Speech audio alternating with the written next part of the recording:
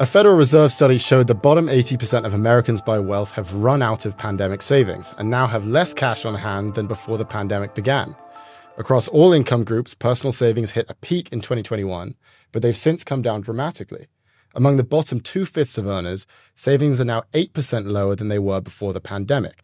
That's compared to an 8% increase among the top 20%. Scott, this comes during a period of rising interest rates, which has ratcheted up the cost of borrowing in America. The average rate on a 30-year fixed mortgage, for example, is about 7.5% today. That's the highest level since November of 2000. Meanwhile, it appears that consumers are running out of cash. So a sort of big general question here. Are you at all concerned about the state of the U.S. economy right now? I wouldn't say I'm concerned. Mhm. I now believe, and we do a predictions deck every year. In October of last year, I said there's no recession in 2023, and inflation is going to come down as fast as it went up. I just didn't see any signs of a recession. And I don't know if you've noticed, but every economist in the world now is now saying it's a soft landing, and it looks like we've avoided a recession, which all leads me to believe we are absolutely headed for a recession. It's going to happen, I think, in the first half of next year, and it's two primary drivers. There's a lot of little ones, but there's a bunch of little ones. Student loan repayments are about to begin again, which puts a drag on people. Debt, the interest rates acceleration here, 525 basis point acceleration in interest rates really hasn't been felt in the economy. And every month, more and more people have to refinance their house and wake up to a mortgage rate that's mortgage interest payment that's 40% higher than it was. And then the big one that you reference is that about 6-7 months ago, consumers or U.S. households had about $1.2 trillion remaining in COVID stimulus capital.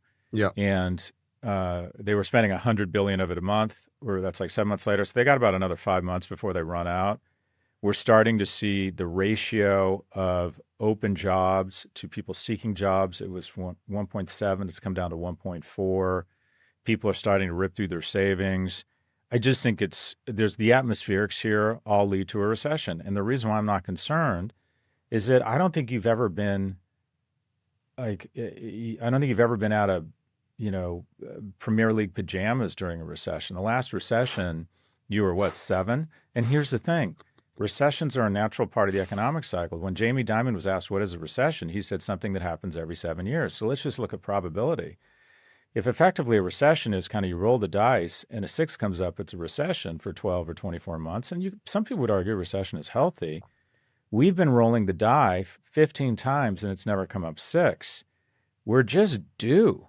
And it looks as if a lot of different things are going to potentially dampen the economy and that we'll have 2 quarters straight of negative GDP growth and then the other things. But the other stuff, it's anecdotal. I was at this conference yesterday, the Nordic Business Forum. I was just speaking to a lot of different businesses, and you can tell things are starting to feel a little wobbly. And even weird stuff. I travel a lot. For the first time, I'm starting to see these crazy prices start to come down. So it just feels to me like the economy is starting to grind a little bit and starting to slow down. And I think when we wake up in 6 months and another 10 or 20% of households have had to refinance their mortgage at much higher rates, and then all these, it strikes me we are due. And I would bet it's first half of next year. But you know what? The great thing about recessions is they always happen and the great thing about them is that they always end. So, and also, quite frankly, someone your age should be praying for a recession that verges on a depression. Because here was what I had that you haven't had yet and that you need. In 2009, I was able to take the few nuts I had squirreled away and buy Apple and Amazon for, $10 a share, and Apple is at 180 now. And I was able to buy Amazon at $4 a share on a split adjusted basis, and now it's at 140. There's constant paddling and life-saving procedures to keep rich people rich and people my age and capital owners rich at any cost by propping up the markets with deficit spending that you will pay the price for is nothing but a transfer of wealth from you to me.